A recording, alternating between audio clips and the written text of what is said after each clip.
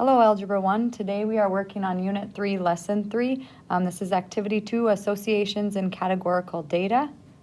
I would first like to start by giving you something that doesn't have an association. For instance, the color of a car's seat and whether the owner returns to the dealership for maintenance or not. Those two probably don't have any type of association with each other. An example of one that may have an association, the color of a car's seat and whether the owner is ever burned from the seats being hot. So a lot of times the darker seats get hotter in the summertime, so that could have a possible association with one another. So next we're going to look at this activity 2 and go into how these are associated together and work through the frequency table.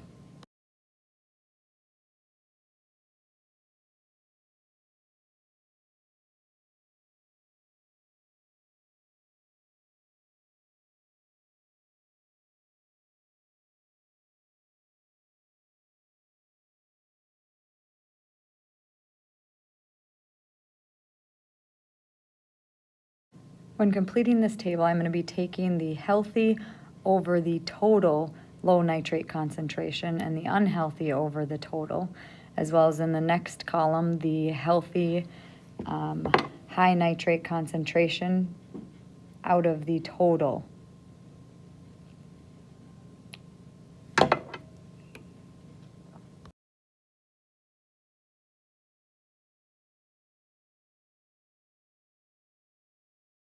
This completes a two-way table, and we'll move on to answer some questions about them.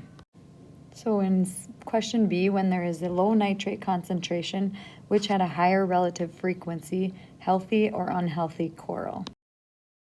So we'll look in the column of low nitrate concentration, and we'll look for the highest number. That's 20, so it is healthy coral. Next, we're going to answer the question when there is high nitrate concentration. So we're looking at high nitrate concentration. Is there a higher relative frequency of healthy or unhealthy coral? Which we can see is unhealthy here. For letter D, there is a possible association between coral health and the level of nitrate concentration. And that's because 71% of the time that nitrate concentration was low, the coral reef was healthy.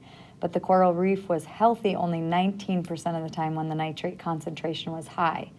Since these values are very different, there is probably an association happening. Make sure you pause the video here and read through letter E and just look at what we're actually asking in this question and wanting to find. My explanation, which is not the only one, but there doesn't appear to be an association between the coral health and the level of silicon dioxide concentration. This is because the percentages for healthy coral in each condition are very similar. If they were different, that would show an association, but since they're so similar, there would be no association. All right, in this next problem, Jada surveyed 300 people from various age groups about their shoe preference. The two-way table summarizes the results of the survey. So you can see we have our first way is the age, and our second way is the way they prefer their sneakers, and then we also have our totals given. Our question or our next statement is that Jada concludes that there is a possible association between age and shoe preference. Is Jada's conclusion reasonable? We can see that 4 to 10-year-olds have the highest preference in the sneakers without laces. We can see that 11 to 17-year-olds prefer sneakers with laces. And then we can go ahead and move on to the 18 to 24-year-olds, in which we say that they prefer shoes that are not sneakers.